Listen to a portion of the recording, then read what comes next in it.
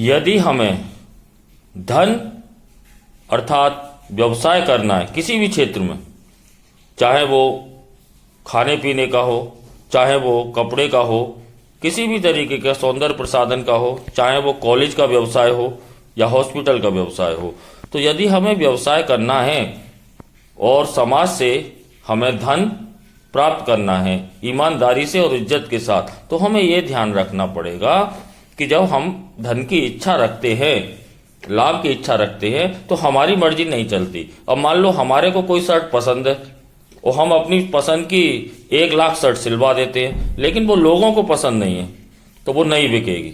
ठीक इसी तरीके से है आज के युग में, क्योंकि शिक्षण संस्थान, हॉस्पिटल सब कुछ व्यावसायिक संस्थान बन चुके हैं। तो अगर हम व्यावसायिक संस्थान को चला रहे हैं या निर्देशित कर रहे हैं, तो हमें ये ध्यान रखना होगा कि वहां पर हमारा अपना मन महत्वपूर्ण नहीं है, हमारा अनुभव है महत्वपूर्ण, किंतु हमें अपने अनुभव को उस दिशा में लगाना है जिस दिशा में समाज और समाज से जुड़े लोग चाहते हैं। अब फिल्म डायरेक्टर भी फिल्म बनाता है तो वो इस थीम को ध्यान में रखता है कि समाज क्या है, क्या चाहता है।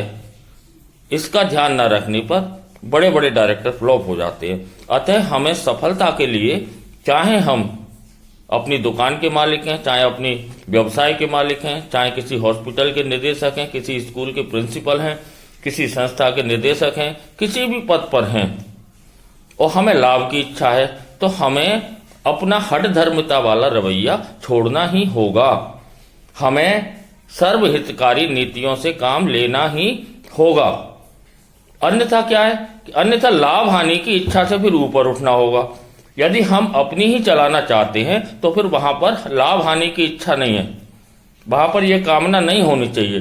लाभ हो हानि हो, फिर हमें सब कुछ त्यागने को तैयार रहना पड़ेगा।